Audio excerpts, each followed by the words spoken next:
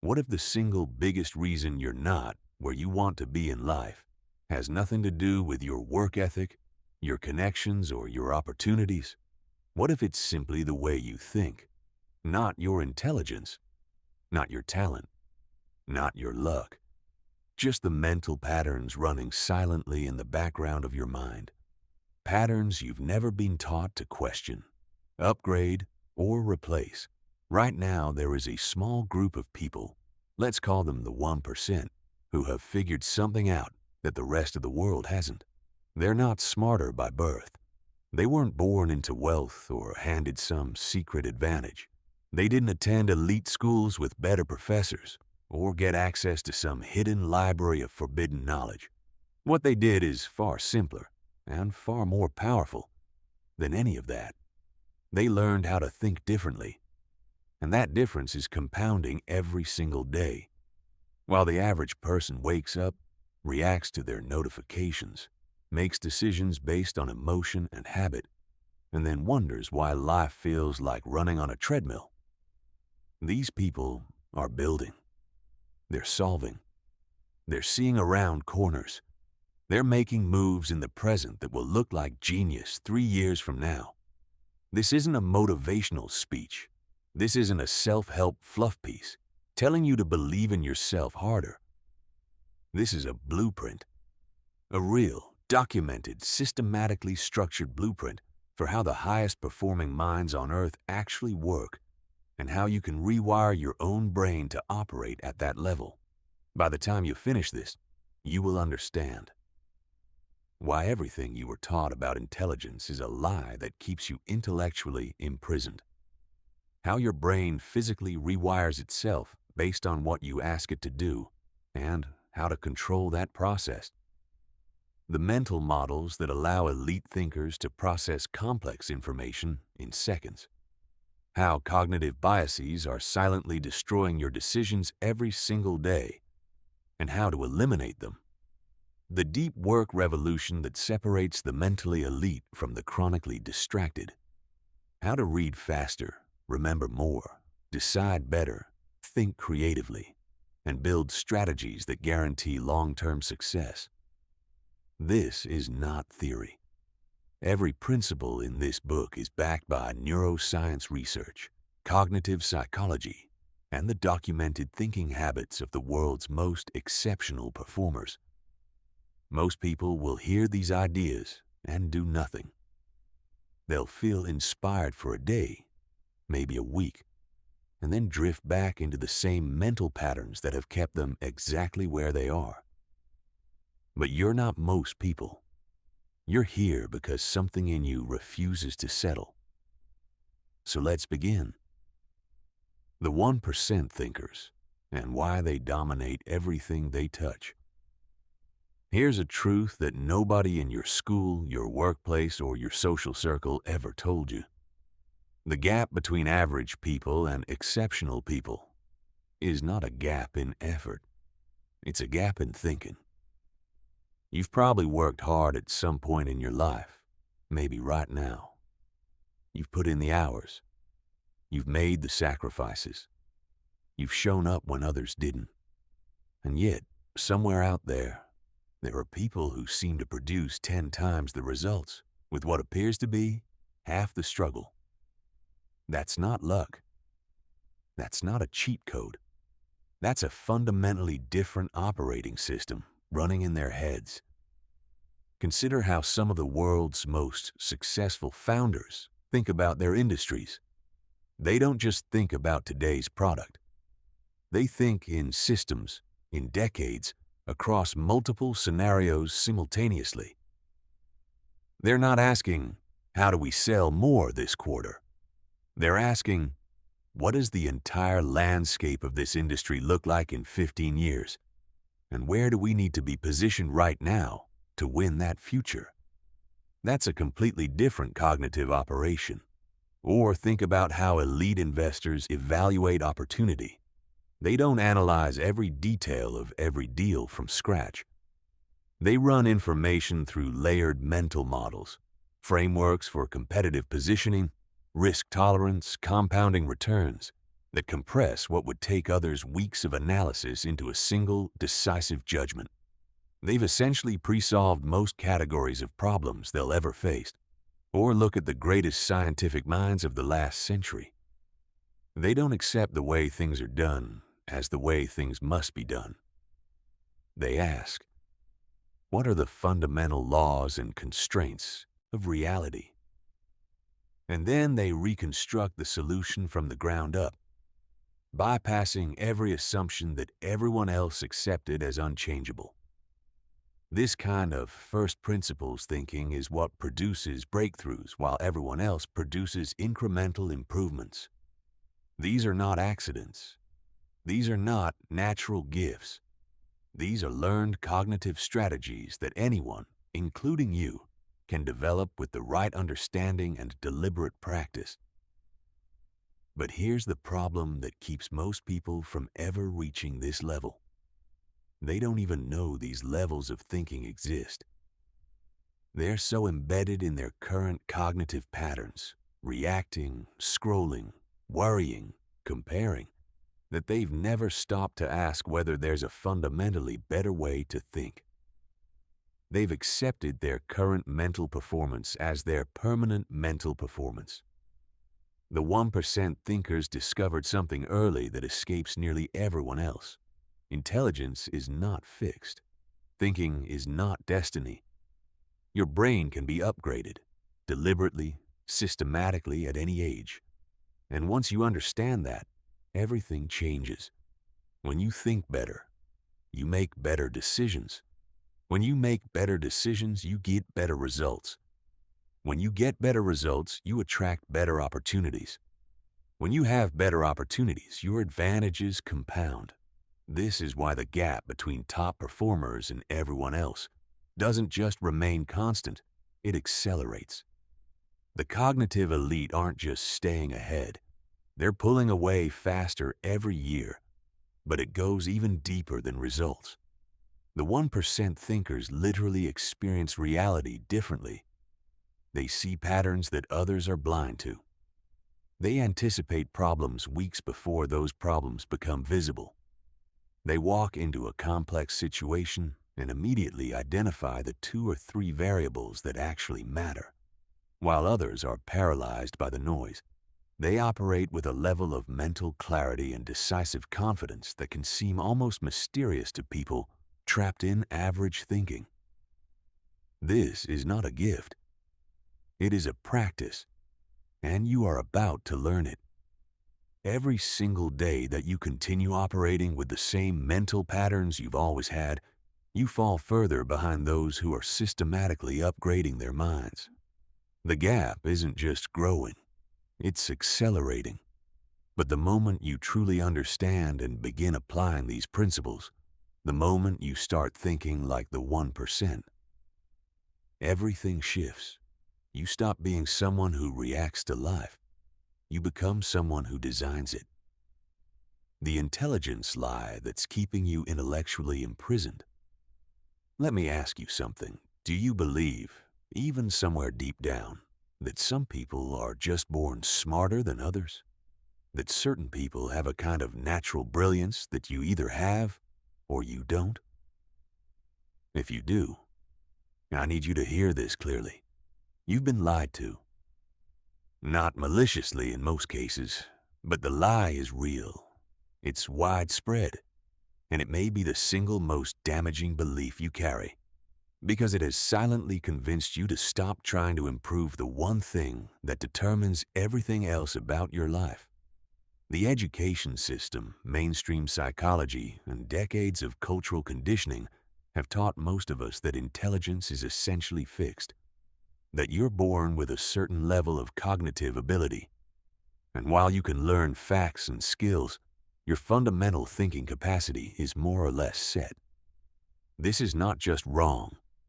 It is the opposite of what neuroscience has actually discovered.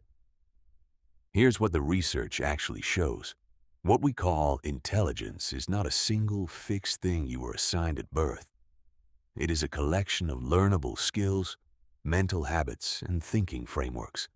The people who appear naturally brilliant, The ones who seem to understand things faster, see connections more clearly, and solve problems more elegantly, have simply developed these skills to a higher degree. They didn't receive superior brains. They built superior thinking patterns. And here's the most important part. Every single thinking pattern that separates the cognitive elite from the average person is trainable. Pattern recognition, mental model application, decision-making under uncertainty, bias identification, deep focus, systems thinking, creative problem solving, all of it trainable. So why does the intelligence lie persist? Partly because it's convenient for systems that benefit from intellectual hierarchy. If you believe your thinking ability is fixed, you stop trying to improve it. You accept your current mental ceiling as permanent. You don't question whether there's a better way to process information, make decisions, or solve problems. You just settle. The lie serves the status quo, and the status quo benefits those already at the top. But neuroscience has detonated this myth with decades of research. Your brain remains neuroplastic, capable of physical change and rewiring throughout your entire life. Every time you learn something new, challenge a belief, or practice a mental skill, you are literally changing the physical structure of your brain. New neural connections form. Old, inefficient pathways weaken. Your cognitive hardware actually upgrades. The 1% thinkers discovered this truth early. While their peers were accepting their intellectual limitations as permanent, they were treating their minds like athletes, treat their bodies as something to be systematically trained, challenged, pushed to new limits, and developed through deliberate practice. They didn't wait for intelligence to arrive. They built it. And perhaps the most damaging consequence of the intelligence lie is what it does to your relationship with difficulty. If you believe intelligence is fixed, then struggling with a hard concept feels like evidence of your limitations. It feels embarrassing, threatening, like proof that you're just not smart enough. So you avoid challenges. You stick to what you already know. You gravitate toward problems that make you feel competent, rather than problems that could make you more competent. The 1% think about this completely differently. For them, struggle is not a red flag. It's a green light. It's the sign that their brain is actively building new capability. The discomfort of confusion is not a signal to retreat. It's a signal to lean in. Think about the most successful people you've ever read about or encountered. How many of them had perfect grades? How many came from prestigious academic backgrounds? And how many of them built extraordinary things in spite of average academic performance? Traditional education measures one thing extremely well: your ability to absorb and repeat existing information within a defined system. That's useful for passing tests. But the real world rewards something entirely different: the ability to think beyond existing patterns, to see what others don't see, and to create solutions that don't already exist. The intelligence lie keeps people focused on the wrong scoreboard. When you reject it, fully, completely, not just intellectually, but in your bones, everything changes. Mental challenges stop being threats to your ego and start being opportunities for cognitive growth. You stop measuring yourself against others and start measuring yourself against your previous self. You stop accepting your current limitations and start pushing the boundaries of what you thought was possible. This is where the transformation begins. The neuroplasticity revolution. How to rewire your brain for peak performance. Your brain is not a computer with fixed processing power and unchangeable hardware. That metaphor, while popular, is deeply misleading. And it has caused millions of people to dramatically underestimate their own potential. Your brain is better understood as a living, dynamic network that physically rebuilds itself based on how you use it. Every thought you practice, every skill you develop, every challenge you embrace, they all leave a literal physical trace in your neural architecture. This is neuroplasticity, and it is the foundation of every cognitive upgrade available to you. Here's how it works in practice. When you repeatedly engage in a specific type of thinking, let's say systematic problem decomposition, your brain builds stronger, faster, more efficient neural pathways to support that pattern. The more you practice it, the more automatic and effortless it becomes. Simultaneously, thinking patterns you abandon begin to weaken. The neural pathways supporting them literally prune themselves away. This means you have more direct control over how your brain is wired than almost anyone has told you. The 1% exploit this principle ruthlessly and deliberately. They don't just stumble into superior thinking. They identify the specific cognitive patterns that produce elite performance, and then they practice those patterns obsessively until those patterns become automatic. They deliberately seek out complex problems that force their brains to develop new neural infrastructure. They systematically dismantle mental models that no longer serve them and replace them with more powerful ones. They treat cognitive development exactly the way a world-class athlete treats physical development, with structure, with intention, with progressive overload and systematic measurement. Meanwhile, most people work against neuroplasticity without realizing it. They repeat the same mental routines day after day, reinforcing neural pathways that lock them into mediocre patterns. They avoid cognitive challenges because discomfort feels like failure rather than growth. They gravitate toward comfortable, familiar ways of thinking, the mental equivalent of lifting the same 10-pound weights for years and wondering why they're not getting stronger. The key insight is this: your brain adapts to whatever you ask it to do most frequently. Spend most of your time scrolling through short-form content, and your brain optimizes for fragmented, shallow attention. Feed it a steady stream of passive entertainment, and it becomes increasingly resistant to sustained concentration.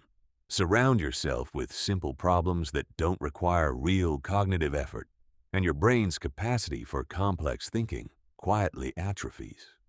But the reverse is equally true and far more exciting. Consistently engage with complex problems, diverse perspectives, and challenging mental work, and your brain rewires itself to excel at exactly that. Deliberately practice superior thinking patterns, and those patterns become your default. This is why the 1% are so selective about what they expose their minds to. They understand that every input is shaping their neural architecture. They treat mental junk food, shallow content, trivial debates, repetitive tasks that require zero real thinking as a genuine threat to their cognitive development. Instead, they feed their minds a consistent diet of complex problems, cross-disciplinary ideas, and mental challenges that require them to stretch beyond their current capabilities. Now, it's important to acknowledge, neural rewiring is not comfortable.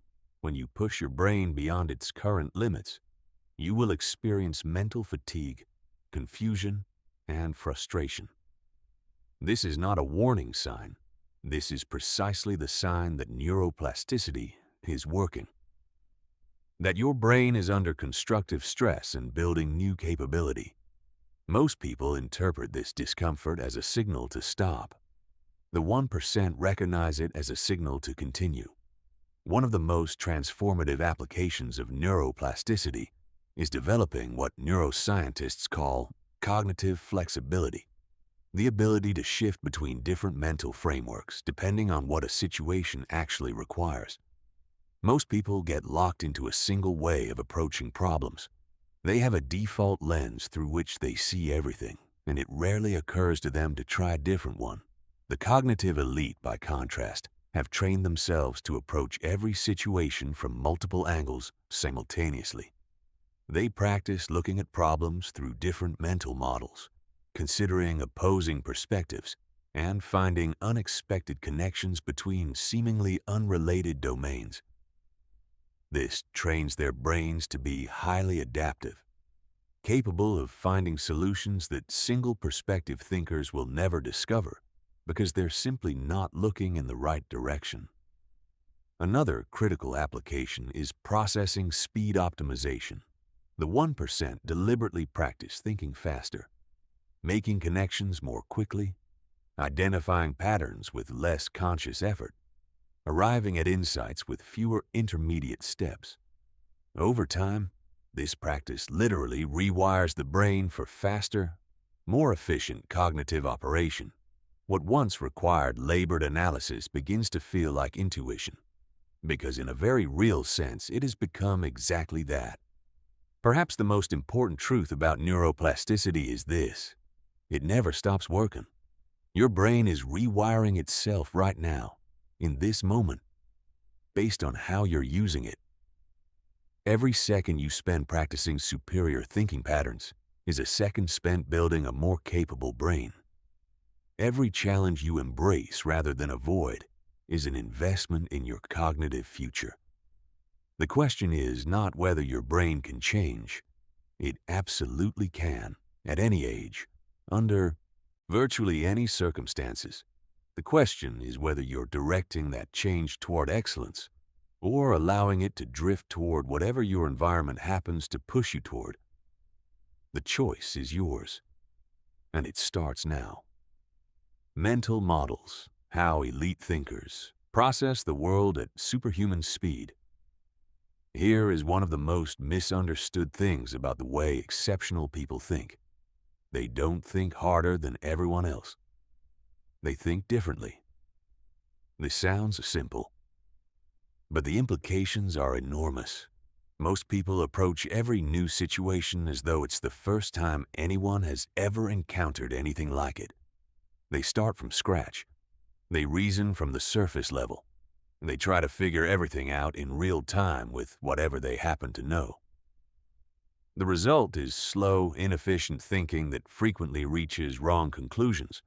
The 1% operate with an entirely different architecture. They've built vast internal libraries of mental models, frameworks for understanding how specific types of things work. And when they encounter a new situation, they're not starting from zero. They're running a rapid pattern match across their model library, identifying which frameworks apply, and then applying them with practiced precision. This is the real source of what looks like genius-level processing speed. A mental model, at its core, is a simplified but powerful representation of how something in reality actually works. It's a cognitive shortcut that compresses years of learning into a framework you can apply instantly. The 1% don't just have more facts than everyone else. They have more frameworks and better ones. Think about how the most successful investors in history evaluate opportunities. They don't analyze every single variable from scratch on every deal. They use mental models: competitive durability, margin of safety, the mathematics of compounding, to rapidly classify whether a situation even deserves deeper analysis.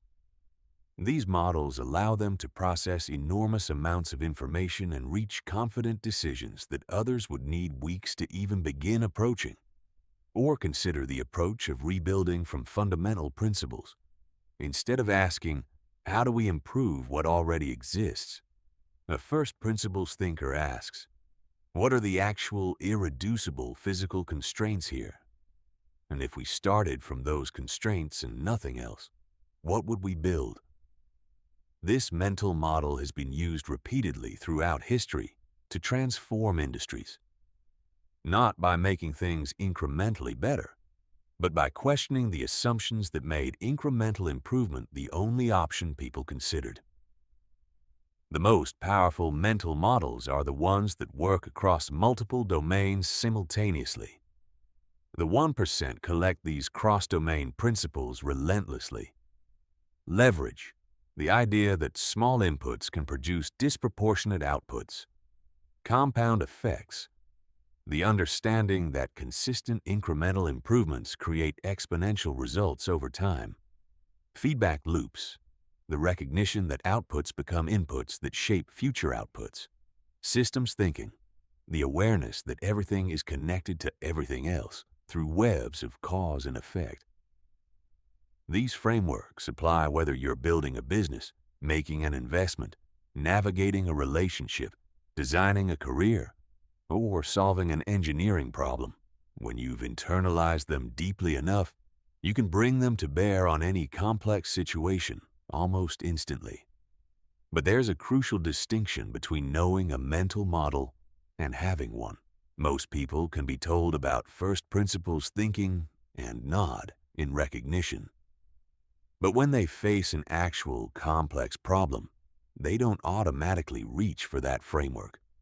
They still default to surface-level incremental thinking because they haven't practiced the model until it's become a habitual cognitive tool. The 1% don't just study mental models. They practice applying them until the application becomes automatic. They deliberately expose themselves to diverse situations that allow them to use different frameworks, building the neural pathways that make model selection fast and nearly effortless. This is completely different from how most people approach learning. Most people accumulate information without organizing it into useful frameworks. They might read about leadership, behavioral economics, systems design, and market dynamics. But they never build the mental architecture that lets them see connections between these fields. Their knowledge stays fragmented, isolated in separate compartments, difficult to access when they actually need it. The 1% organize all their learning around models. When they encounter new information, they immediately ask, which framework does this fit into? Does it require me to update an existing model? Does it suggest the need for a new one? They're constantly refining their model library, testing old frameworks against new evidence, retiring ones that no longer hold up, developing new ones when they encounter patterns their existing frameworks can't explain. A few of the most important model categories. Decision-making frameworks give the 1% systematic approaches to choices under uncertainty. Instead of gut instinct or emotional reaction, they use structured tools, scenario planning, expected value estimation, pre-mortem analysis to evaluate options objectively. They think in probabilities rather than certainties, which allows them to make better bets even in unpredictable environments. Systems thinking models help them trace cause and effect relationships through complexity. They predict second and third order consequences that others completely miss because others are looking at isolated parts while the 1% are seeing the whole system. Pattern recognition frameworks allow them to see a new situation and immediately recognize its structural similarity to patterns they've encountered before, letting them skip reinvention and apply proven approaches with appropriate adaptations. The speed advantage this provides is not a small edge. It is a massive one. While others are still trying to understand what's happening in a complex situation, the 1% have already identified the type of problem, selected the appropriate framework, and begun generating solutions. They've essentially pre-processed the world, and that makes them look like they're operating at a different level of reality, because in a cognitive sense they are. The hidden biases, destroying your thinking, and how to eliminate them. You believe you think rationally. You believe that when you make decisions you're weighing evidence, considering alternatives, and arriving at logical conclusions. I need to tell you something uncomfortable. You're probably wrong, not because you're unintelligent, not because you're careless, but because your brain, the same brain capable of extraordinary insight and creativity, is also running a set of deeply embedded software errors that systematically distort your perception of reality every single day. These are cognitive biases, and they are not minor quirks or occasional glitches. They are structural flaws in human cognition, evolutionary remnants from an ancient environment that no longer exists, running silently in the background of every decision you make. The 1% understands something that escapes nearly everyone else. You cannot think your way around cognitive biases through willpower or good intentions. These errors operate below the level of conscious awareness.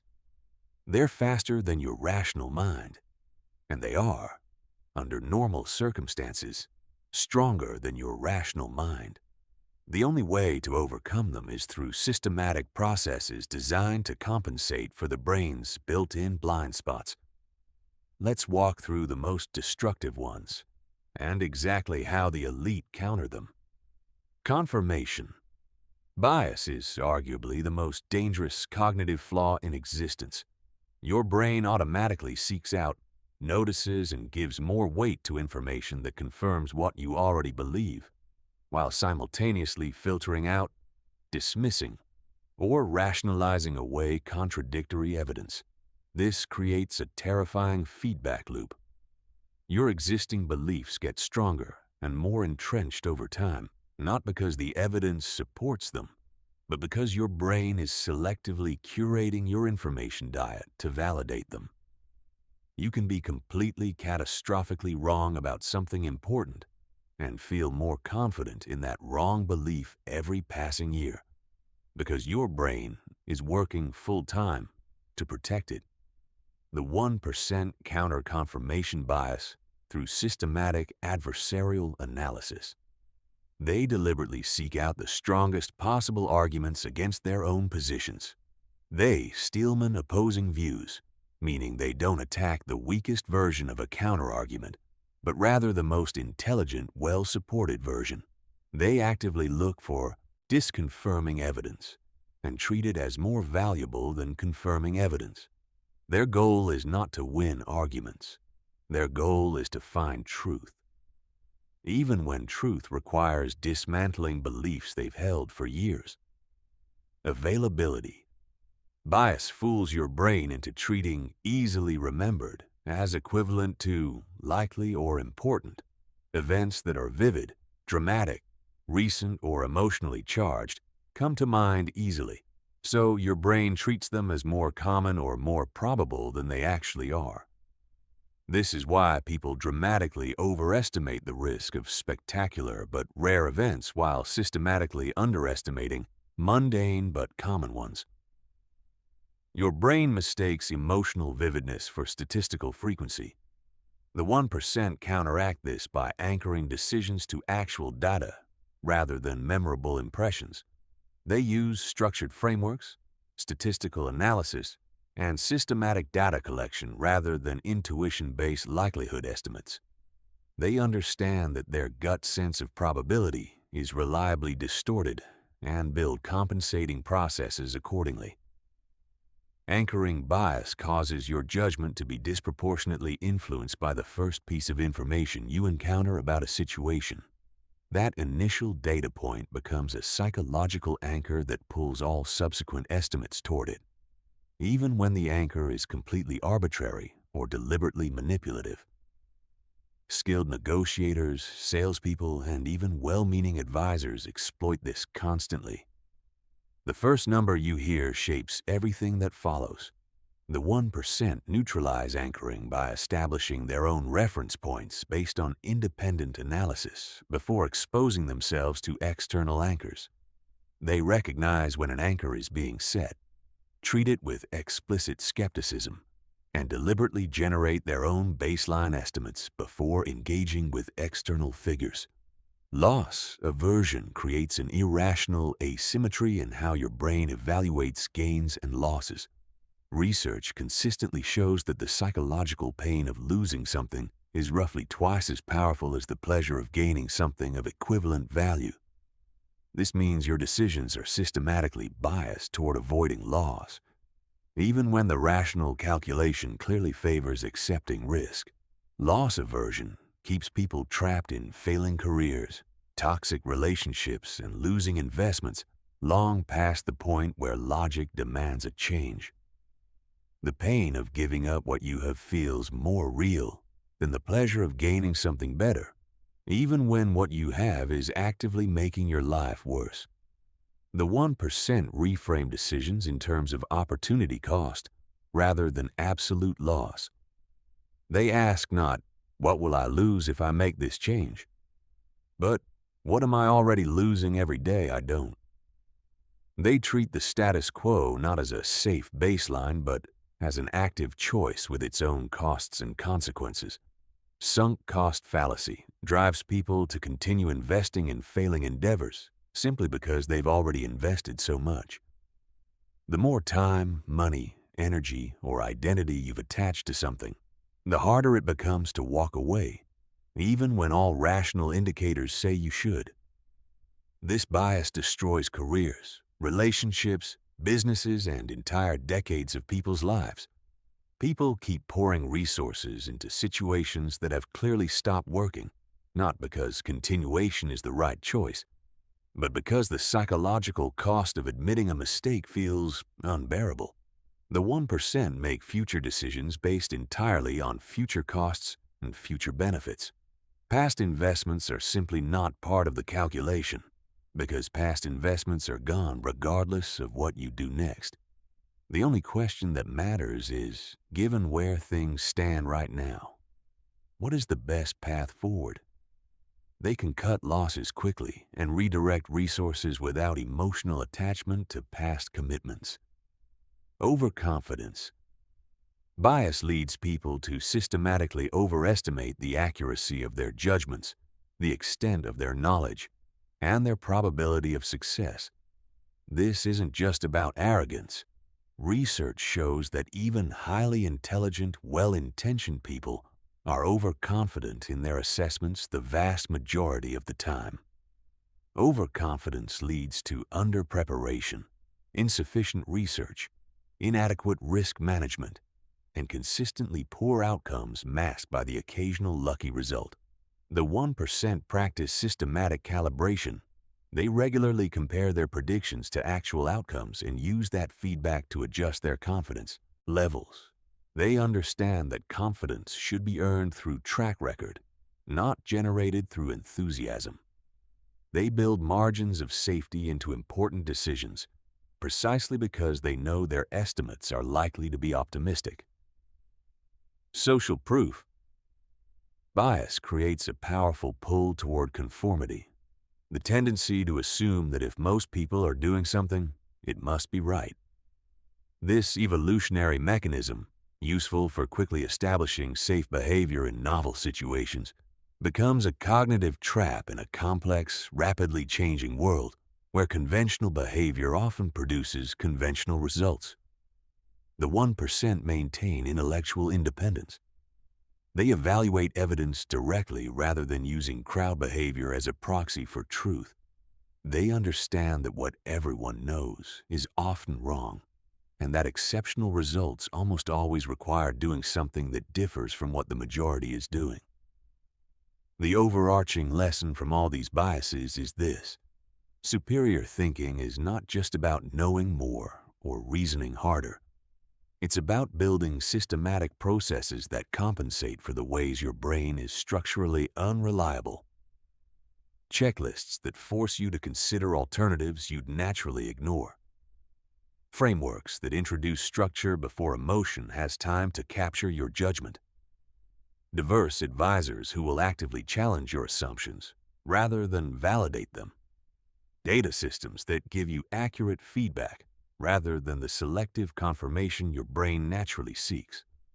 The 1% don't trust their instincts blindly, even when those instincts feel completely certain.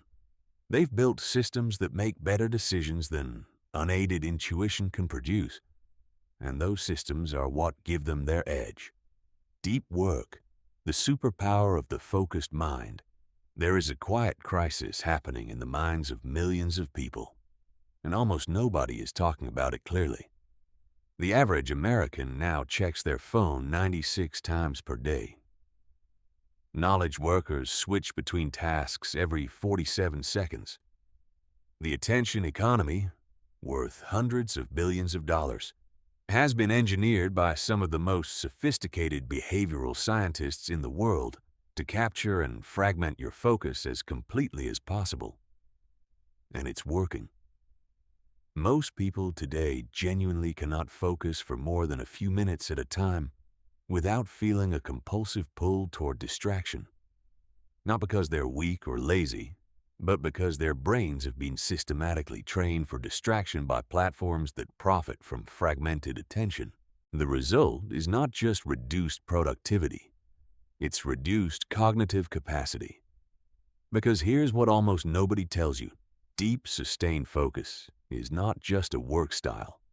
It is the foundation of all serious cognitive development. You cannot build complex mental models while your attention is bouncing between tabs. You cannot develop superior pattern recognition while constantly context switching. You cannot upgrade your thinking while your brain is locked in permanent reactive mode. Every advanced cognitive skill discussed in this book requires extended periods of concentrated practice to develop. There is no shortcut around this.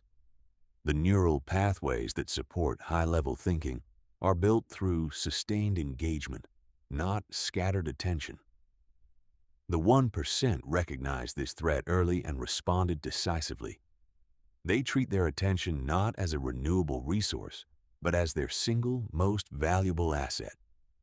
They understand that every hour of fragmented, distracted effort produces far less cognitive output than a single hour of genuine deep work, and they've redesigned their lives around protecting the conditions for sustained concentration. Let's talk about what this actually means neurologically.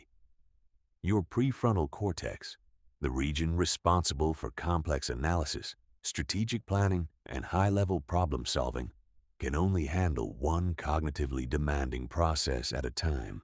When you multitask, you're not actually doing multiple things simultaneously.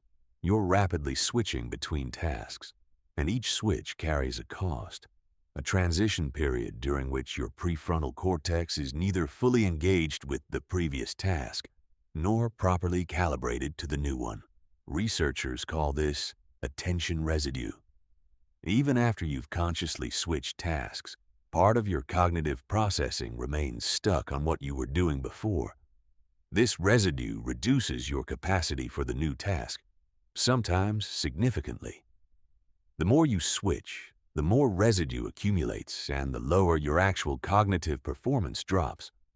The 1% eliminate multitasking from their serious work. They operate in what researchers call single-task mode, dedicating uninterrupted blocks of time to individual objectives. They've learned empirically what neuroscience confirms. 2 hours of undivided focus produces more valuable cognitive output than 8 hours of fragmented effort. Building deep focus capacity requires two complementary approaches: environmental design and progressive training. Environmental design means engineering your surroundings to make distraction structurally difficult rather than relying on willpower to resist it. The 1% understand that willpower is a finite resource that depletes under sustained demand, and they don't gamble important work on it. They remove phones from their work environment entirely. They work in spaces with no internet access during critical sessions. They use website blockers, noise-canceling environments, and physical separation from social spaces to create conditions where deep work is the path of least resistance. They also use deliberate rituals to signal to their nervous system that it's time to shift into deep focus mode.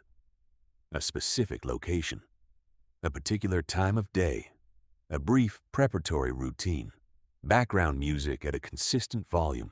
These triggers train the brain to associate specific cues with focused cognitive states, and over time, the ritual itself initiates concentration without requiring conscious effort.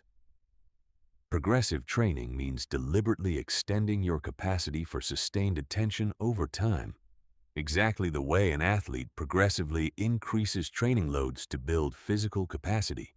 Start with 25-minute blocks of completely uninterrupted focus, then extend to 50 minutes, then 90 minutes, then 2 hours. Each extension forces your brain to build stronger neural infrastructure for sustained attention. The discomfort you feel as you push these boundaries is not a sign of failure. It's the precise neurological sensation of your attention capacity expanding. The 1% also master what might be called cognitive mode switching, the ability to rapidly transition between fundamentally different types of focused work without losing mental clarity in either mode. They can shift from deep analytical thinking to creative generation to strategic planning across the course of a single day, maintaining high performance in each mode because they've trained the transitions to be clean and complete. Recovery is treated as part of the performance equation, not a reward for it. The 1% schedule specific periods for genuine mental restoration, not more consumption, but actual cognitive rest. Meditation, walks in nature, physical exercise, activities that allow the default mode network of the brain to process and consolidate the work done during focused sessions. These recovery periods are not wasted time. They are when insights emerge, when complex problems crystallize, when the work done during focused sessions becomes permanent cognitive infrastructure. The compound effect of deep work practice over time is extraordinary. When you can genuinely focus for extended periods, you can tackle problems that distracted thinkers cannot even properly understand. You can develop insights that only emerge after sustained engagement with complex material. You can build mental models that shallow thinking simply cannot construct. Deep work is not a productivity technique. It is the engine of cognitive superiority. Protect it like your life depends on it. Because in the most meaningful sense, the quality of your mental life, the depth of your impact, the satisfaction of your achievements, it does. Learning at elite speed, how to multiply your knowledge rate. The 1% don't just think differently, they learn differently. While most people consume information at roughly the same pace they were taught in school, word by word, page by page, hoping that repetition will somehow make things stick, the cognitive elite have developed systematic approaches to knowledge acquisition that allow them to learn faster, retain more, and apply what they learn far more effectively. This is not a talent. It is a system, and systems can be learned. Let's start with the most foundational skill, reading. The average adult reads at approximately 200 to 300 words per minute. This is not a biological limit. It's an artifact of how reading was taught in elementary school. We were taught to read by sounding out words, and most people never fully escape that habit. Even if you no longer move your lips while reading, the vast majority of adults still subvocalize, pronouncing words mentally as they read, which ties their reading speed to their speaking speed. Your brain can process written information far faster than you can speak. Visual processing operates on a completely different neural pathway than speech production. The first major breakthrough in reading speed comes from training yourself to bypass the speech production system entirely and process text directly as visual pattern. This takes practice.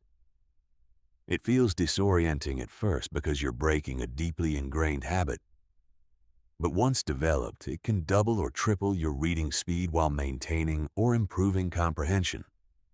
Because you're actually more mentally engaged with the material, not less. Eye movement efficiency is the second major variable. Most people read with an inefficient scanning pattern. Too many fixation points per line. Frequent backward regressions to reread text they didn't fully catch the first time. Training your eyes to move in larger, more deliberate jumps reduces the number of stops per line. Eliminating regression habits improves first-pass comprehension. With practice, you can expand your visual span to capture entire phrases in a single fixation. But here's what the 1% understand that most speed reading programs miss. Reading speed without comprehension is worthless. The goal is not to move your eyes faster. The goal is to extract more value per unit of time invested, and that requires a complete overhaul of how you approach the entire reading process, before, during, and after. Before reading, the 1% prime their minds for the material.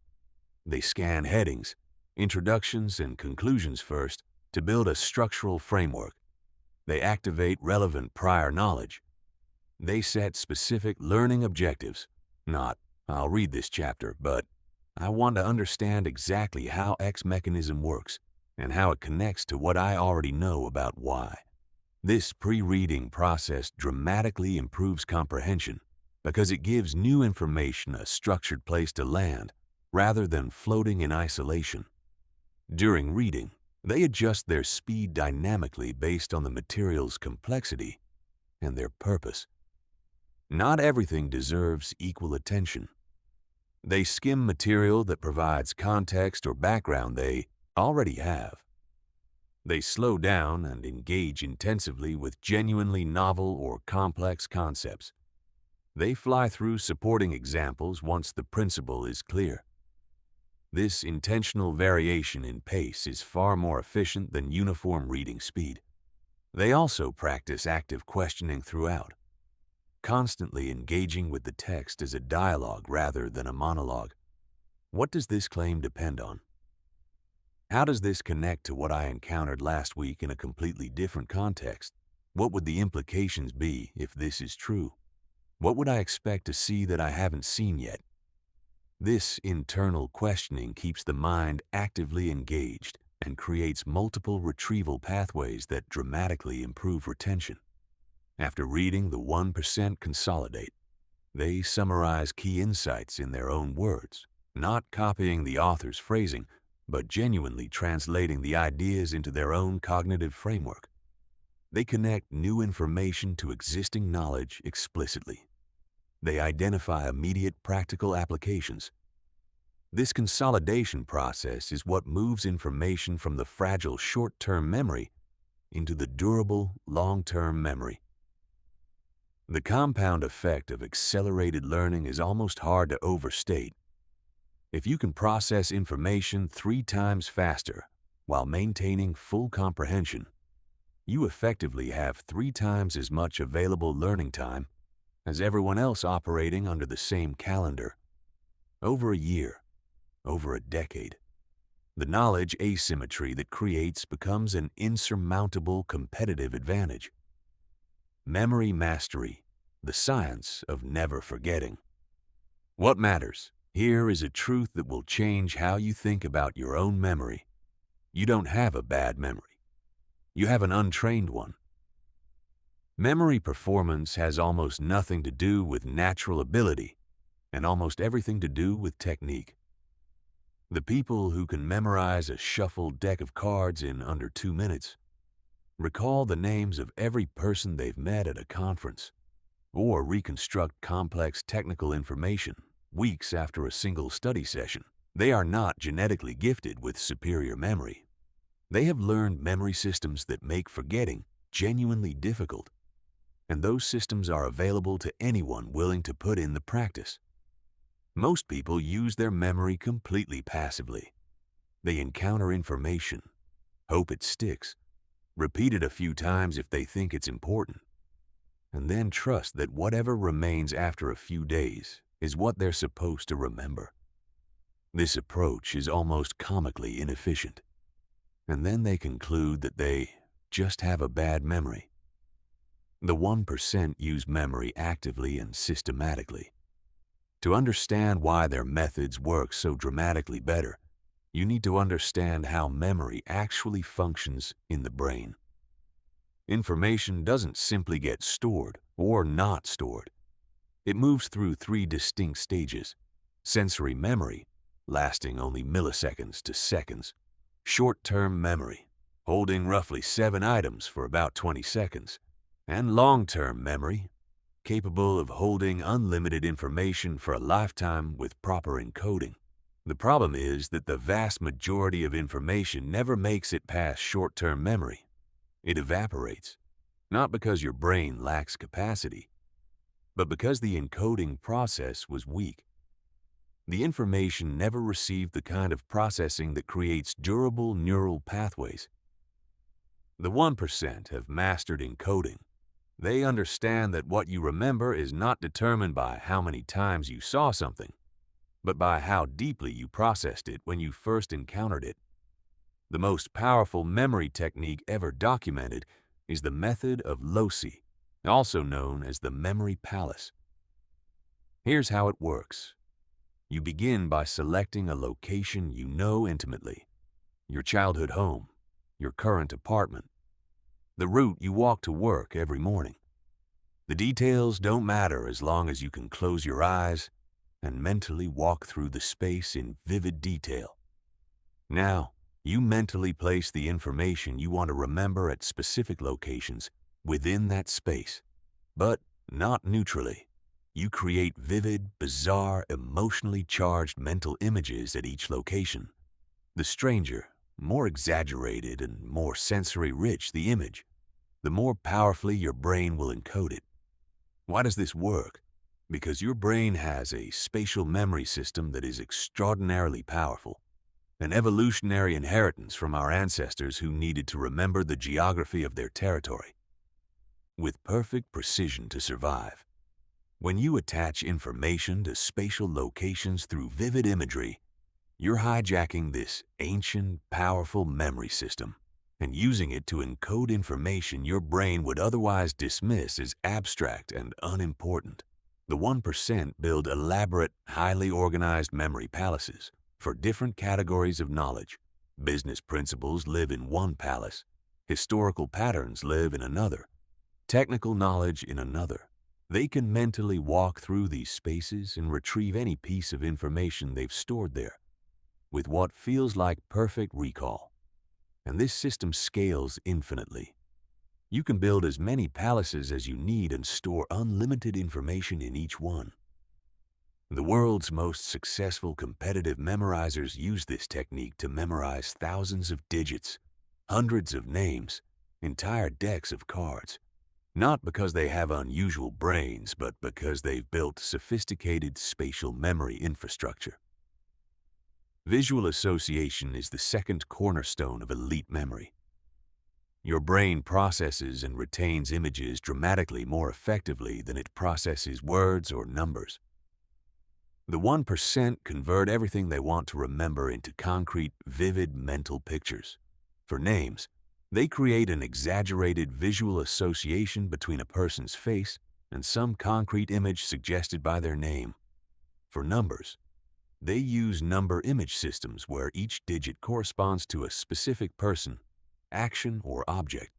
For abstract concepts, they create visual metaphors that capture the essential meaning in a form their brain can actually hold.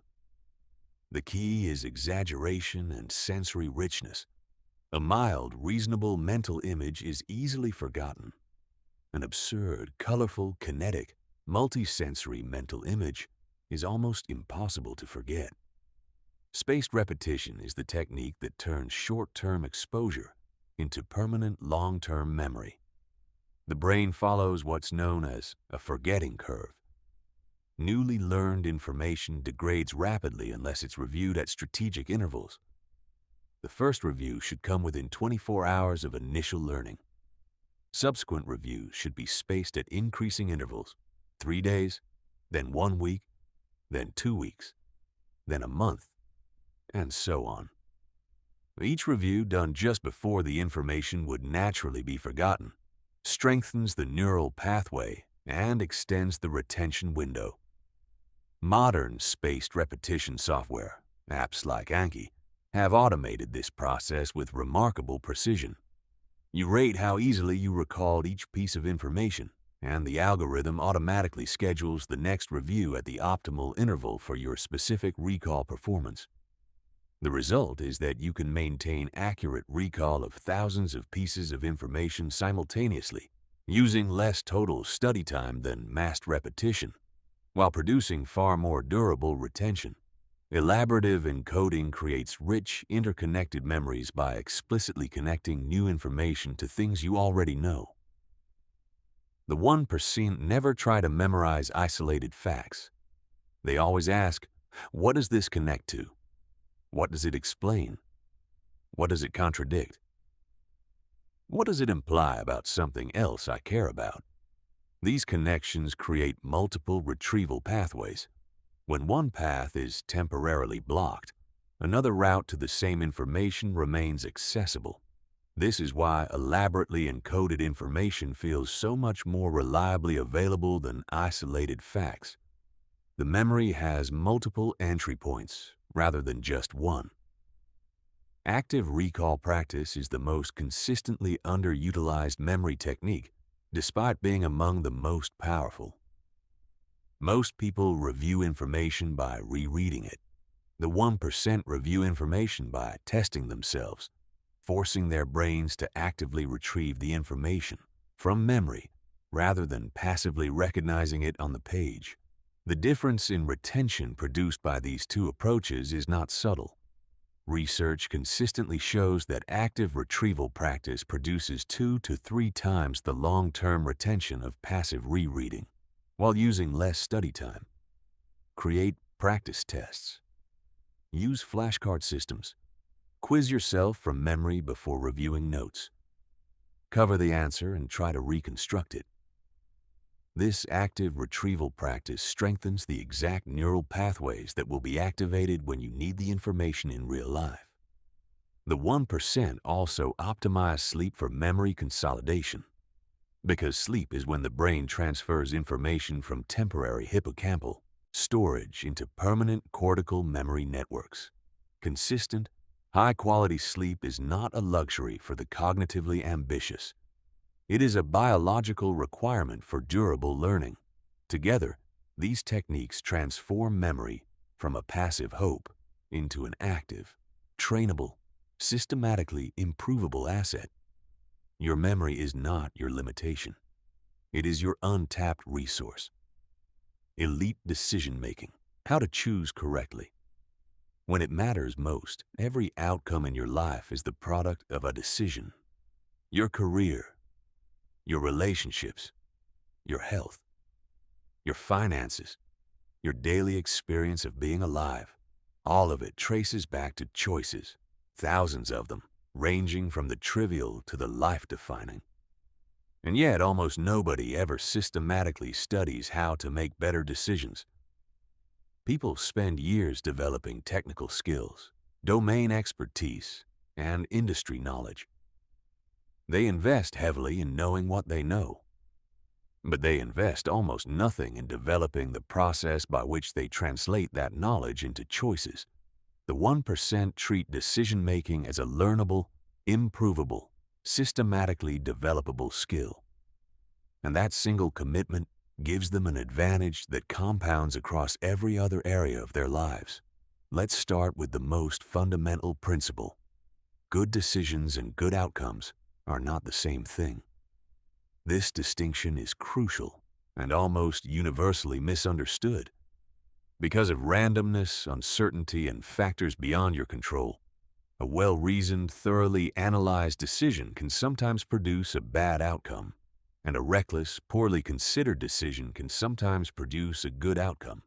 Judging the quality of a decision by its outcome is like judging the quality of a medical procedure by whether the patient survived useful information but not the complete picture. The 1% evaluate decisions based on the quality of the reasoning and information available at the time the decision was made, not based on what happened afterward. This protects their decision-making process from outcome bias and allows them to continuously improve their choice-making systems without being misled by lucky results or discouraged by unlucky ones. Expected value. Thinking is the mathematical foundation of rational decision-making. For any decision with multiple possible outcomes, expected value is calculated by multiplying the probability of each outcome by its value, then summing across all outcomes. The option with the highest expected value is, by definition, the rational choice, even if it sometimes produces disappointing results due to randomness. The 1% become deeply comfortable thinking in probabilities and expected values rather than simple yes/no predictions. They understand that optimal decisions sometimes lead to bad outcomes, and bad decisions sometimes lead to good outcomes, and they've decoupled the two in their minds completely. Scenario planning protects strategic thinking from uncertainty by mapping multiple possible futures rather than betting everything on one prediction. The 1% don't try to predict exactly what will happen. They identify the range of plausible futures, evaluate how different decisions would perform across that range, and select the option that produces acceptable outcomes across multiple scenarios, rather than the option that's optimal under one specific scenario. This approach provides a massive resilience advantage. When circumstances diverge from expectations, as they almost always do, the 1% are already prepared for multiple possibilities, rather than exposed to the consequences of being wrong about a single prediction. They also use pre-mortem analysis, a technique where, before executing a decision, they vividly imagine that the decision has already been implemented and has failed catastrophically. From this imagined future vantage point, they work backward. What went wrong? What did we miss? What vulnerabilities existed that we didn't address? This exercise surfaces risks that forward-looking analysis systematically misses. Because our minds, when planning optimistically, automatically generate reasons things will work and fail to generate reasons things might not. The pre-mortem forces your brain out of implementation mode and into adversarial evaluation mode, where it can find the weaknesses your enthusiasm was hiding. Opportunity cost analysis ensures that every decision accounts for not just the direct benefits and costs of the chosen option, but the benefits of the best alternative option that must be sacrificed. Most people evaluate options in isolation. Is this good or bad? The 1% always asks the comparative question, is this better than what I would otherwise do with the same time, money, energy, and attention? This seemingly small shift produces dramatically different decisions.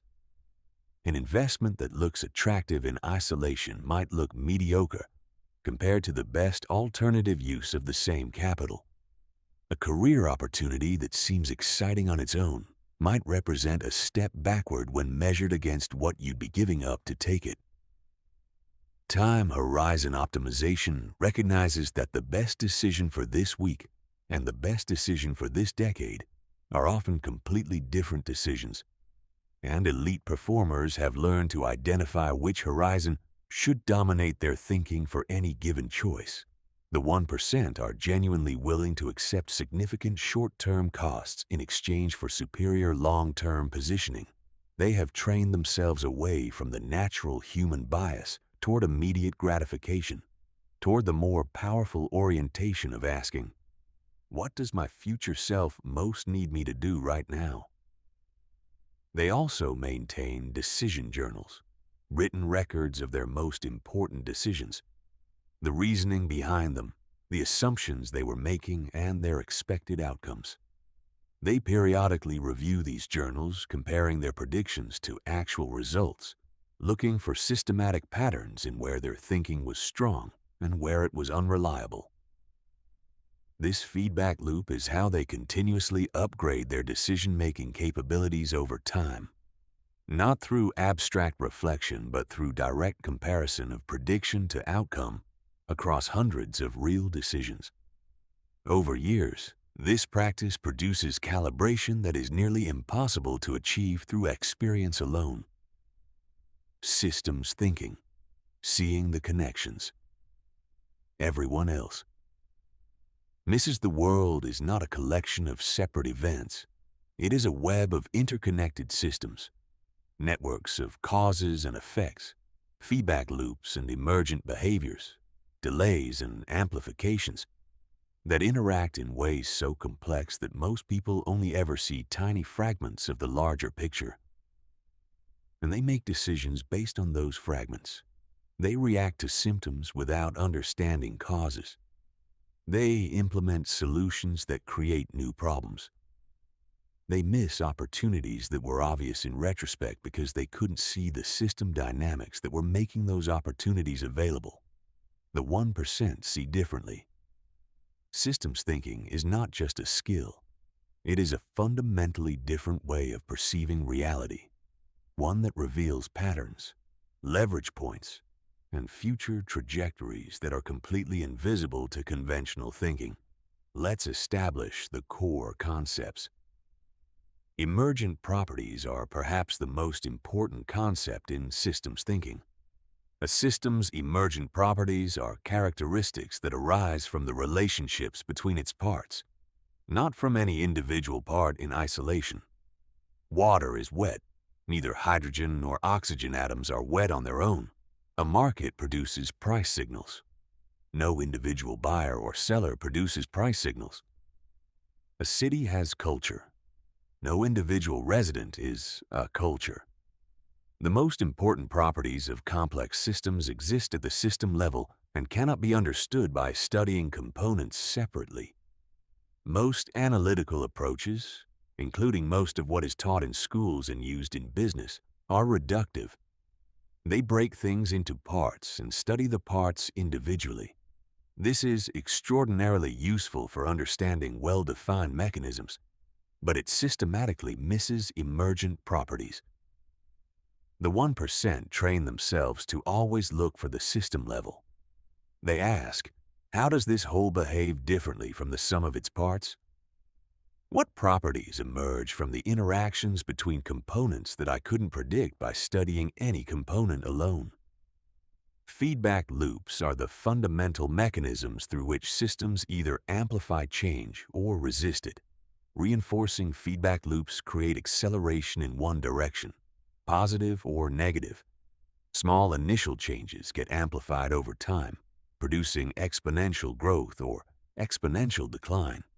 A reputation for quality attracts better customers, who generate better reviews, which attracts more customers, which creates more resources for quality. A reinforcing loop creating compound growth. A reputation for unreliability repels customers, reducing revenue, reducing quality capacity, further damaging reputation. A reinforcing loop creating compound collapse. Balancing feedback loops create stability and resistance to change. When a system is pushed away from its equilibrium, balancing loops push back. Body temperature, market prices, population sizes, all governed by balancing feedback that maintains stability around some set point. The 1% become expert at identifying these loops and tracing their likely long-term effects. They look deliberately for virtuous cycles, reinforcing loops they can initiate or join that will compound positive results over time. They also identify vicious cycles before they fully develop, allowing intervention while change is still manageable. Leverage points are locations within a complex system where small inputs produce disproportionately large effects. Most people try to change systems through brute force, maximum effort applied at obvious, intuitive intervention points. But the 1% understand that leverage points are often counterintuitive. The most powerful places to intervene in a system are frequently not the places that seem most directly connected to the desired change. The highest leverage interventions often operate at the level of system structure, the rules, goals, and paradigms that govern how all components behave, rather than at the level of individual events or behaviors. Changing individual behaviors within a broken system often produces temporary improvement that fades as the system reverts. Changing the structure of the system can permanently alter how all components behave going forward. Time delay recognition is essential because cause and effect are frequently separated by significant time gaps in complex systems. Today's problems often result from decisions made months or years ago. Today's decisions will create consequences that won't become visible for extended periods. This delay creates enormous confusion for linear, event-focused thinkers who can't understand why their interventions don't seem to be working, and enormous opportunity for systems thinkers who can trace delayed causal chains and act before effects become visible. The 1% consistently invest in improvements that others ignore because the benefits aren't immediately apparent. They address root causes while others are still reacting to symptoms. They see the long-term consequences of today's structural decisions while others are focused on this week's events. Unintended consequences are the systemic reality that every intervention in a complex system produces results beyond those intended. Every action has second and third order effects. Every policy creates incentives that weren't part of the design. Every solution becomes part of the system it was designed to fix and changes that system in ways that create new problems. The 1% think in terms of these extended consequences. They ask not just, will this work? But what else will this cause? How will other parts of the system respond to this change? How will those responses create additional changes? And where might those cascades lead? This foresight allows them to design interventions that minimize negative side effects while maximizing positive ones, and to avoid the most common trap in complex problem solving, solutions that fix the immediate problem while making the underlying system worse. Systems thinking, at its deepest level, is the recognition that we are all embedded in systems that we did not design, that we partially understand, and that respond to our actions in ways we cannot fully predict. The appropriate response to this reality is not paralysis. It is a sophisticated combination of humility, pattern recognition, leverage seeking, and adaptive learning that the 1% have spent years developing. Creative problem solving. How to generate solutions that don't yet exist. There is a moment, familiar to anyone who has ever faced a genuinely hard problem, where the well of conventional approaches runs dry. You've tried everything obvious. You've applied every standard solution. You've asked every reasonable question. And the problem is still there, unchanged, looking back at you with quiet indifference. This is where most people stop. This is where the 1% begin. The highest levels of cognitive performance require something beyond systematic analysis and structured thinking. They require the ability to create, to see solutions that have never been tried, to combine elements in ways that have never been attempted, to ask questions that have never been asked. The great misconception about creativity is that it is a gift, a mysterious talent that certain people possess and others simply don't. This belief is not only wrong, it is specifically the kind of wrong that prevents people from ever developing the creative capacity they actually have. Creativity is a process. It operates through specific, identifiable mental mechanisms. And like every other cognitive skill discussed in this book, it can be learned, practiced, and systematically developed. Let's dismantle the biggest barrier first. Most people try to solve problems exclusively within their existing domain of expertise. An engineer approaches every problem with engineering tools. A marketer approaches every problem with marketing frameworks. A manager approaches every problem with management strategies. This is the creativity trap, because breakthrough solutions almost never come from within the conventional approaches of a single domain. They come from the edges, from the intersection of disciplines, from the application of solutions from one field to problems in a completely different field.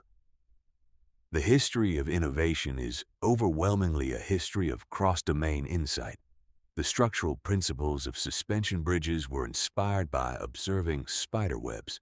The design of early computer interfaces borrowed metaphors from physical desktop organization.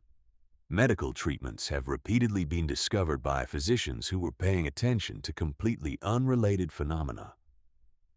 The competitive advantages that disrupt entire industries almost always come from someone who imported a frame of reference from outside the industry.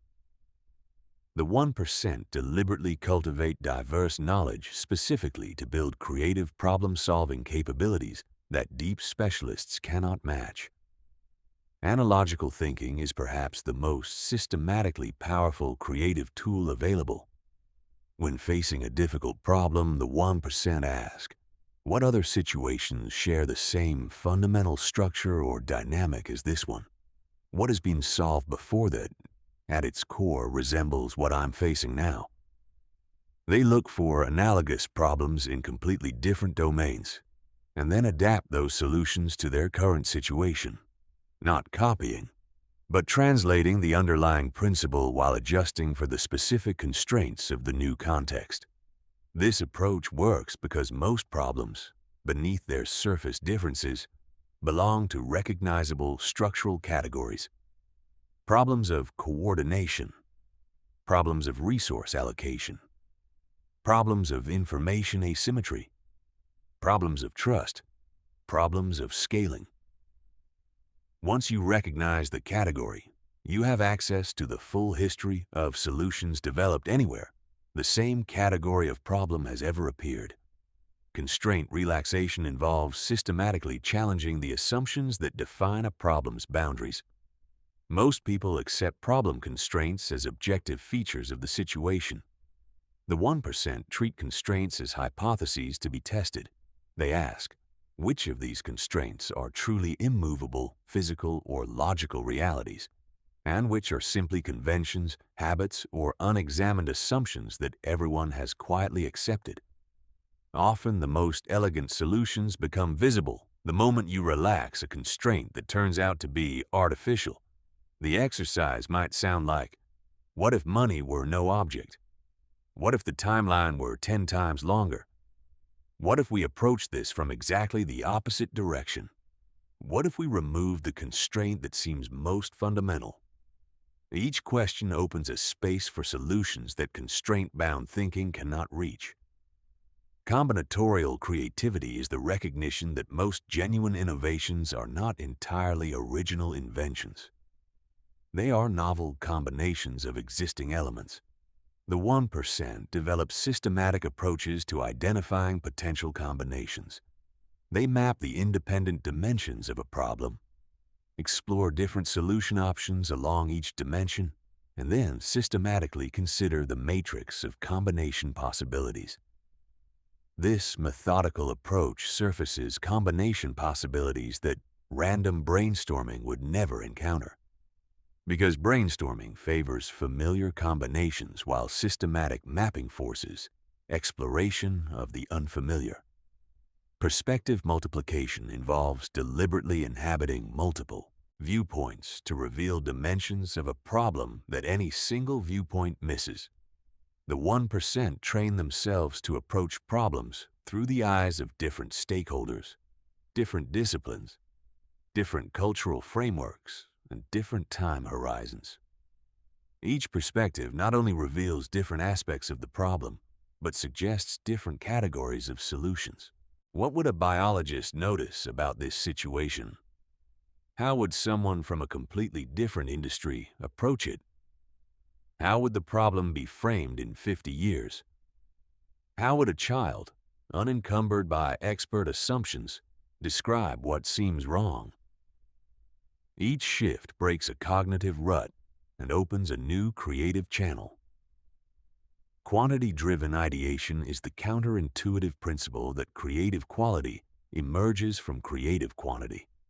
The 1% don't wait for the right idea.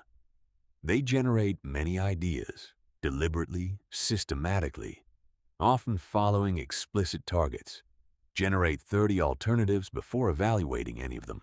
Early ideas are almost always conventional. The genuinely novel solutions tend to emerge after you've exhausted the obvious approaches and are forced to explore less comfortable territory. They understand that most generated ideas will be worthless. This is expected and entirely fine. The goal is to make the probability of finding a breakthrough idea as high as possible. and that probability scales directly with the total number of ideas generated. Incubation is perhaps the most underutilized creative mechanism available. After intensive conscious work on a problem, the 1% deliberately shift to other activities, walks, exercise, unrelated creative work, sleep, while their subconscious continues processing.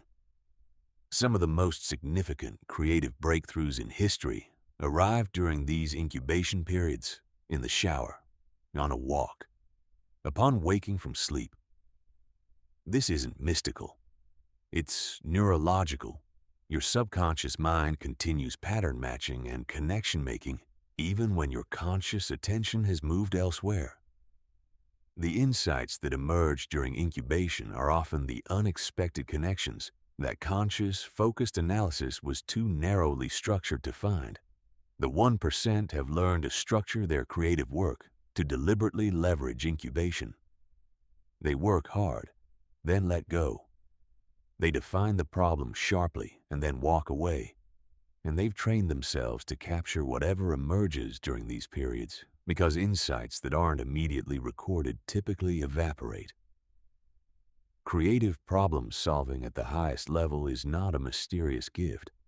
It is a disciplined practice built on systematic exposure to diverse domains, deliberate application of specific cognitive techniques, and a willingness to embrace the uncertainty that accompanies genuine novelty.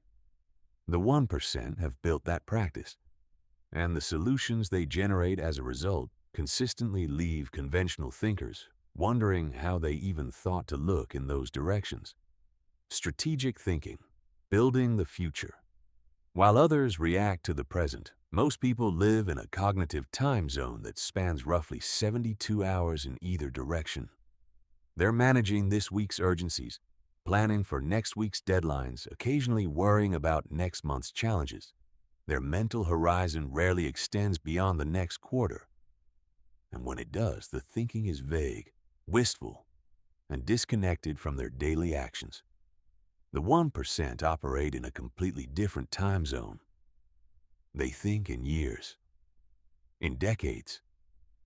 They understand the long arc dynamics that will determine where entire industries, technologies, and social landscapes will be, not just where they are. And they make today's decisions in light of where they want to be in a world that doesn't yet exist. This is what strategic thinking actually means. And it is among the rarest and most valuable cognitive capabilities there is. The fundamental distinction is between tactical thinking and strategic thinking. Tactical thinking optimizes for immediate results. It asks, what is the best action I can take right now, given current conditions? This is genuinely useful. You need tactical competence to execute effectively in the present. But tactical thinking without strategic context is dangerous. It can produce excellent execution of the wrong objectives. It can win individual battles while losing wars. It can accumulate short-term gains that systematically undermine long-term positioning. Strategic thinking asks a different set of questions entirely. Where is the world going? What forces are shaping the future that most people aren't yet taking seriously? Where do I want to be positioned when that future arrives? And what does that mean for what I should be doing right now, today, even when today's actions produce no immediately visible results? The 1% begin strategic thinking with deep analysis of directional trends, the slow-moving but highly predictable forces that will shape the future, regardless of what any individual or organization does. Demographics change slowly and with remarkable predictability. An aging population creates demand for certain services, healthcare models, and social infrastructure that can be anticipated decades in advance. Technological development follows identifiable trajectories. Economic cycles repeat with recognizable patterns. Social values shift across generations in ways that create entirely predictable transformations in consumer behavior, political preferences, and institutional norms. Most people ignore these trends because they're not urgent. Nothing about a 20-year demographic shift creates an emergency this week. But the 1% understand that slow-moving certainties are more strategically valuable than fast-moving uncertainties, precisely because they can be anticipated and prepared for, while others are still caught by surprise. Scenario planning is the strategic tool that converts uncertainty from a liability into an asset. Rather than trying to predict one specific future, an exercise that is almost always wrong in its details, the 1% develop multiple detailed scenarios representing different possible futures. They identify the key uncertainties that could significantly alter outcomes and build plausible scenarios around different resolutions of those uncertainties. Then, critically, they evaluate their current strategy under each scenario. A robust strategy performs acceptably across multiple futures. A fragile strategy only works if one specific future materializes. The 1% systematically prefer robustness over optimization. They would rather have a strategy that produces good results across many possible futures than a strategy that produces spectacular results in one scenario and catastrophic results in others. Resource allocation strategy reflects one of the most consistently underappreciated strategic truths. You cannot do everything, and trying to do everything guarantees doing nothing exceptionally well. The 1% don't pursue excellence across every dimension. They identify the few areas where superior performance creates compounding, sustainable competitive advantages, and they concentrate their resources in those areas with ruthless discipline, accepting deliberate mediocrity everywhere else. This requires the intellectual courage to say no to things that are good in order to say yes to things that are exceptional. Most people cannot do this. They are addicted to optionality, to keeping every door open, to hedging every bet. The result is resources spread thin across too many fronts, with none achieving the concentration necessary for breakthrough performance. Strategic patience may be the most difficult and most valuable strategic capability. The 1% are genuinely structurally willing to wait for the right conditions, while others exhaust their resources chasing every immediate opportunity. The 1% preserve their capacity for the high-leverage moments that periodically appear in every domain, while others make urgent, reactive decisions that create short-term relief at the cost of long-term positioning. The 1% accept present discomfort in exchange for future superiority. This is not passivity. It is not indecision. It is the confident willingness to not act until the conditions justify action. A discipline that requires both the conviction to know what you're waiting for and the psychological fortitude to resist the social pressure to be constantly visibly productive. Moat building, creating competitive advantages that are structurally difficult to replicate, distinguishes strategic thinking from tactical excellence. The 1% don't just create good products, services, or outcomes. They create structural advantages that make it increasingly difficult for others to compete with them over time. Network effects, where value increases with each additional participant. Switching costs, where the effort required to stop using something creates powerful retention. Learning curves, where accumulated experience creates capabilities that competitors cannot quickly replicate. Reputation assets, where years of demonstrated reliability create trust that cannot be purchased or shortcut. These moats don't emerge accidentally. They are designed deliberately, often requiring investments today that won't produce visible returns for years. Long-term relationship building recognizes that strategic success in a connected world ultimately depends on the density and quality of mutually beneficial relationships. The 1% invest heavily in building genuine trust, not transactional networking, but real relationships founded on consistent value creation and demonstrated reliability. They understand that reputation is a compounding asset. Every time you keep a commitment, deliver beyond expectations, or help someone without immediate reciprocation, you are investing in a relationship asset that will appreciate over time and become increasingly difficult to replicate. Strategy, at its deepest level, is the practice of converting understanding of how the world works into action today that creates superior position tomorrow. It requires patience, pattern recognition, structural thinking, and the willingness to make decisions whose payoffs are invisible in the present. These are among the rarest cognitive capabilities in a world of instant feedback, quarterly metrics, and viral urgency. The 1% have them, and they are among the most important reasons those individuals consistently outperform everyone else over meaningful time horizons. Emotional intelligence, the hidden engine of human influence. There's a reason that the most analytically brilliant people you've ever met are not always the most successful. And there's a reason that people with genuinely exceptional outcomes are rarely just the smartest person in the room. The 1% understand something that purely logical thinkers frequently miss. Human beings are emotional creatures who rationalize after the fact. We make decisions based on how we feel, then construct logical narratives to justify what we've already decided. We form alliances, bestow trust, extend opportunities, and make commitments based largely on emotional states that we're often only partially aware of.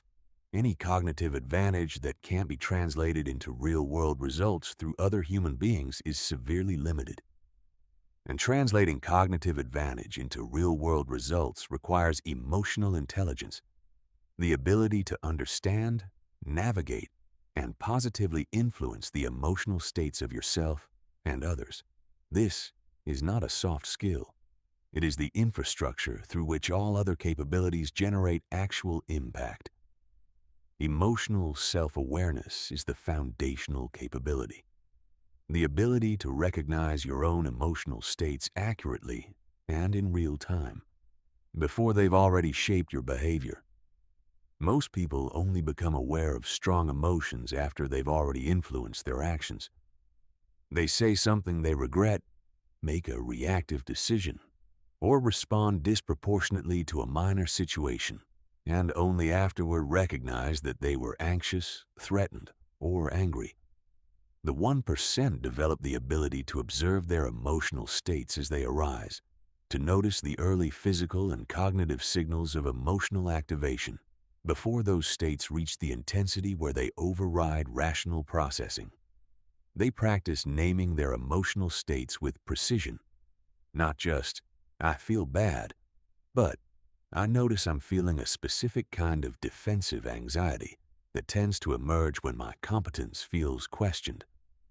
This precision is not academic. It enables appropriate rather than reflexive response. Emotional regulation, the ability to intentionally influence your own emotional states rather than simply experiencing them, is the next layer. The 1% understand that emotions are not inevitable reactions to circumstances. They are psychophysiological states that can be shifted through deliberate technique. Controlled breathing patterns directly activate the parasympathetic nervous system, reducing arousal and creating space for clear thinking. Cognitive reframing, consciously interpreting a situation through a different evaluative lens, can shift emotional tone significantly in under a minute. They practice these techniques systematically, not just when they feel overwhelmed, but as regular mental training that builds their baseline emotional regulation capacity. The result is that in high-stakes situations, when the cost of emotional hijacking is highest, their regulation capacity is already developed and readily available. Social awareness extends emotional intelligence beyond self-management to the sophisticated reading of others' emotional states. The 1% have developed unusually accurate models of what other people are feeling, what they want, and what they're likely to do next.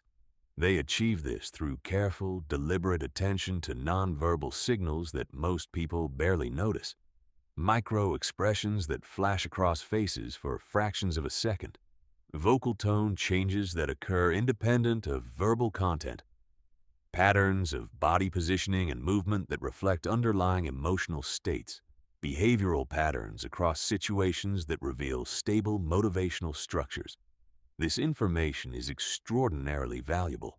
It allows them to predict responses before they occur, calibrate their communication style to the recipient's current state, avoid triggering defensive reactions that derail conversations, and identify when what someone is saying diverges from what they are feeling or meaning. Empathy, the ability to genuinely understand another person's experience and perspective, is both more and less than it is usually described. It is not about feeling what others feel. It is about understanding what others feel well enough to engage with their actual experience rather than your projection of it. The 1% can temporarily inhabit others' perspectives with genuine curiosity and accuracy. They can see a situation through another person's eyes with sufficient fidelity to understand motivations, concerns, and priorities that would be invisible from their own vantage point. Crucially, they do this while maintaining their own emotional equilibrium. Emotional flooding, becoming so affected by others' distress that you can no longer think clearly, is not empathy. It is emotional contagion. True empathy requires the ability to understand deeply without being destabilized. Influence psychology draws on the 1%'s understanding of how emotions drive behavior to guide interactions toward mutually beneficial outcomes. They understand that trust, the foundation of all influence, is built through consistent reliability over time, not through persuasion techniques or clever communication strategies. Every commitment honored is an investment in the trust account. Every commitment broken is a withdrawal that often exceeds the original deposit.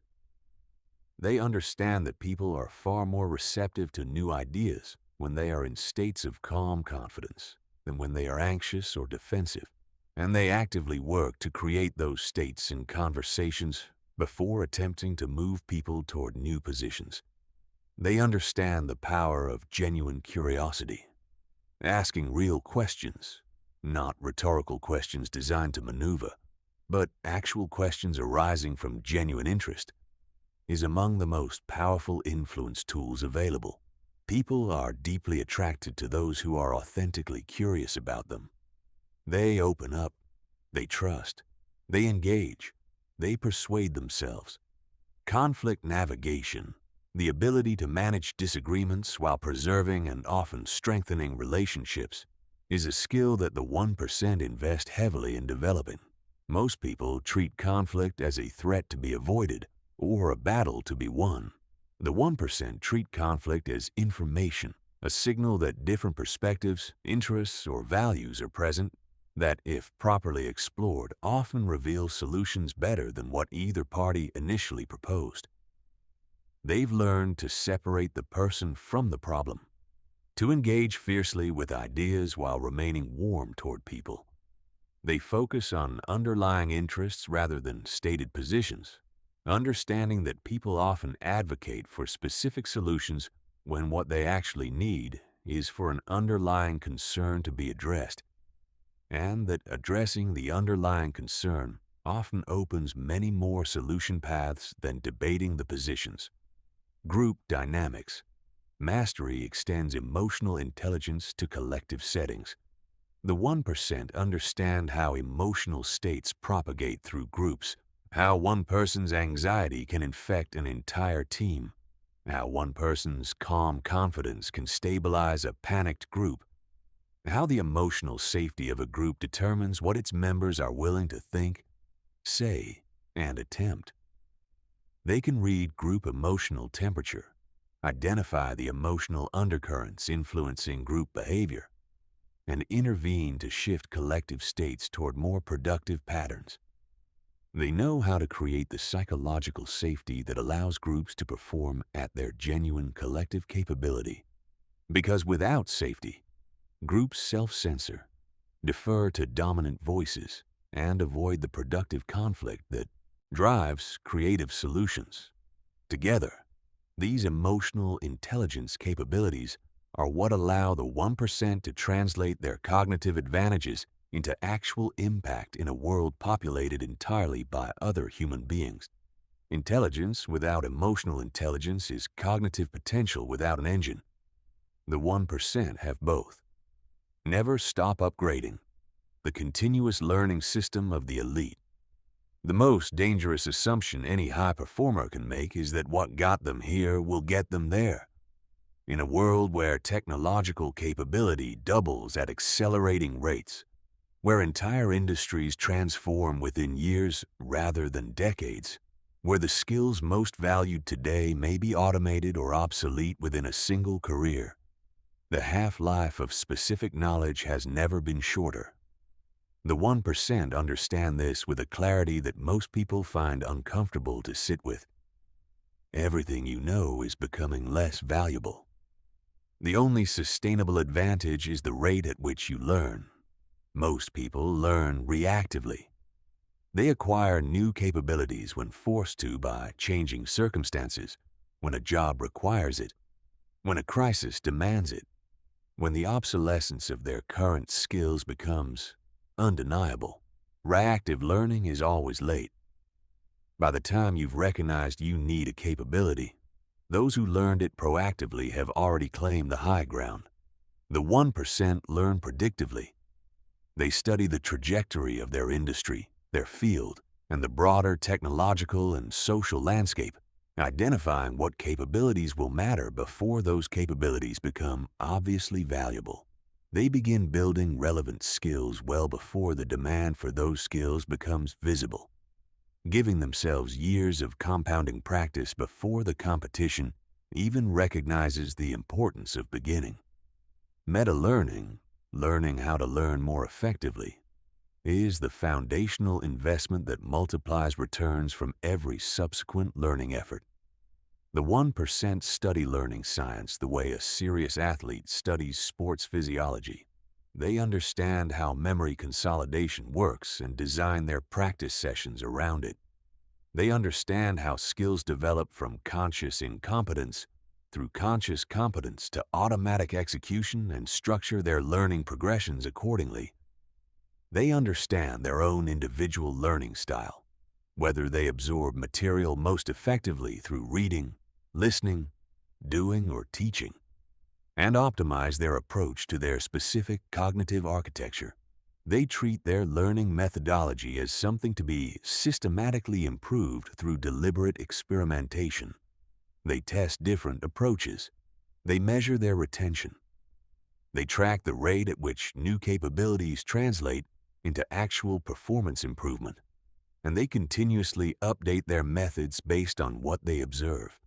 Transfer learning enables the 1% to build expertise in new domains dramatically faster than conventional learners. Instead of approaching each new field as a completely separate subject requiring complete reinvention, they identify the underlying principles, patterns, and frameworks that carry across domains. They ask, what do I already know that applies here? What structures are similar? What models from elsewhere can I translate and apply? This cross-domain transfer means that each new field of expertise becomes easier to develop than the last, because a larger library of transferable mental models is available to accelerate comprehension and pattern recognition. The investment the 1% make in foundational universal capabilities, systems thinking, pattern recognition, probabilistic reasoning, mental model building, pays compounding returns precisely because these capabilities transfer broadly across every new domain they ever enter. Deliberate practice is the specific type of practice that actually builds expertise, as distinct from the type of practice that merely maintains existing skill levels. Most people confuse repetition with improvement. They do the same things repeatedly, and while they maintain competency, they don't significantly improve. Deliberate practice is fundamentally different. It requires working at the edge of your current capability, not comfortably within it. It requires immediate, accurate feedback. It requires focused attention on specific aspects of performance you're working to improve. And it requires willingness to be bad at something for a while in the process of getting genuinely good at it. The 1% seek out these conditions deliberately. They actively request honest feedback rather than comfortable validation. They choose assignments that stretch them beyond current competence rather than assignments that showcase existing skill. They track their performance systematically so they can identify exactly where their weaknesses are and focus their practice time accordingly. Failure analysis is the practice that converts the inevitable setbacks of ambitious effort from painful episodes into genuine capability advances. The 1% are not immune to failure. They fail regularly because they regularly attempt things at the edge of or beyond their current capability. What distinguishes them is what they do with failure when it occurs. They conduct systematic post-mortems, not self-flagellation, not self-protection, but honest, structured analysis. What decisions were made? What assumptions were those decisions based on? Which assumptions turned out to be wrong? What information would have corrected those assumptions, and could it have been obtained earlier? What specifically should be done differently next time? This analysis converts failure from a psychological wound into a learning asset. It surfaces the specific decision-making errors, knowledge gaps, and skill deficiencies that produce the failure, and allows those gaps to be addressed directly rather than avoided. Environmental design for learning recognizes that the conditions surrounding your learning efforts profoundly influence their effectiveness. The 1% curate their information environment with the same intentionality they bring to their physical work environment. They choose inputs, the books they read, the conversations they prioritize, the communities they engage with, that challenge their current thinking rather than confirming it. They build relationships with people who know things they don't, who can teach them things they can't teach themselves, and who will give them the honest feedback they need rather than the comfortable feedback they might prefer. They design their physical space to support focused, distraction-free learning. They protect time for learning the same way they protect time for their most important work, because continuous learning is their most important work, the root from which every other capability grows. Adaptation strategies ensure that expertise doesn't calcify into rigidity. One of the paradoxes of deep expertise is that the very confidence and mastery it creates can become a barrier to learning when the environment changes. The most dangerous words in any expert's vocabulary are, "I already know how this works." The 1% maintain deliberate practices for preventing this. They regularly engage with the perspectives of people who know nothing about their domain and find those perspectives genuinely interesting rather than merely naive. They deliberately expose themselves to ideas that challenge their existing frameworks rather than seeking only the ideas that confirm them. They practice explicitly identifying the assumptions underlying their current beliefs and then questioning whether those assumptions still hold. True mastery, the 1% understand, includes mastery of the process of unlearning and relearning, the willingness to let go of what has been proven and reach for what remains to be discovered. Your new mind, the complete cognitive transformation. You've traveled a long way from where this began. You started with a brain that was capable of more than you believed, and that belief itself was the ceiling. You now understand why that ceiling was always artificial. You understand the neuroscience that proves your brain can be physically rewired at any age. You understand the specific techniques, frameworks, and practices that separate the 1% of thinkers from the 99% who remain trapped in default mental patterns. But here is the moment of truth. Knowledge without implementation is not wisdom. It is the worst kind of intellectual vanity. the comfort of feeling informed while remaining exactly where you started. Most people who have absorbed this material will do nothing with it, not because they're incapable, not because they don't care, but because real cognitive transformation requires something that is genuinely uncomfortable. The willingness to abandon familiar mental patterns that have felt like you, and to practice new ones that initially feel foreign, difficult, and uncertain. The 1% are not people who found transformation easy. They are people who decided it was worth doing even when it wasn't easy. This is the decisive moment. Not the moment you decide you want to think better. Most people want that, and it costs them nothing.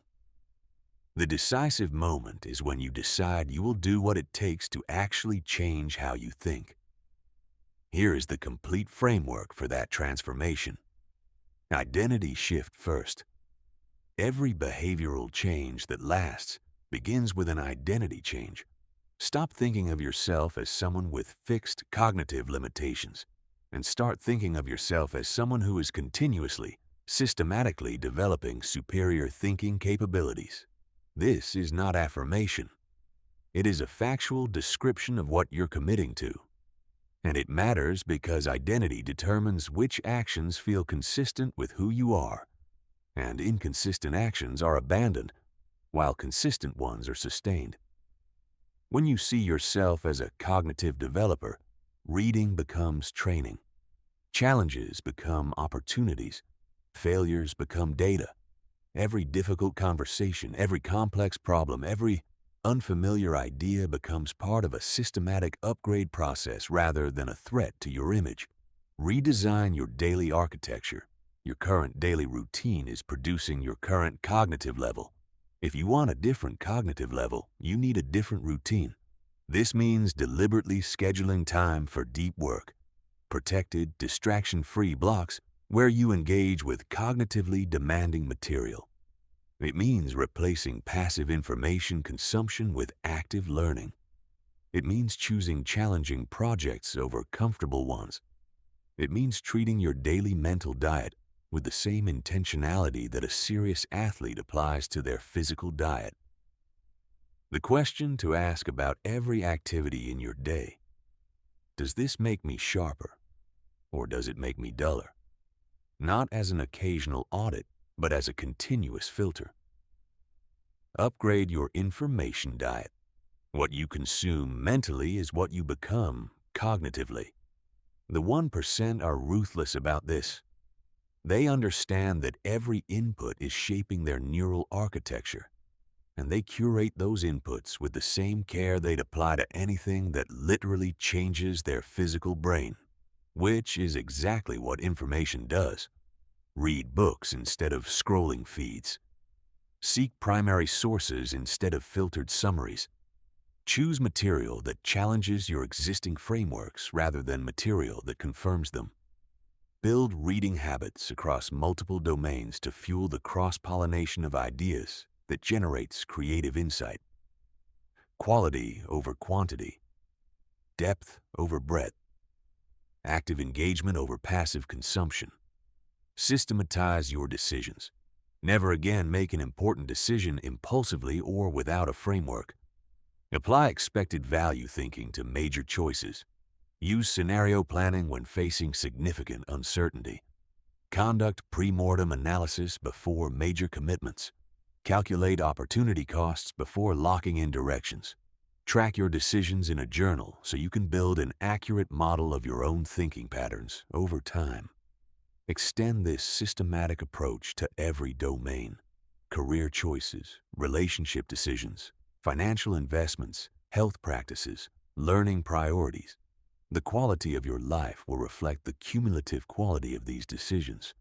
And decision quality depends entirely on the quality of your decision process. Curate your relationships. The people you spend the most time with are the most powerful environmental influence on your thinking. You cannot sustain cognitive excellence while surrounded by people who are comfortable with mediocrity.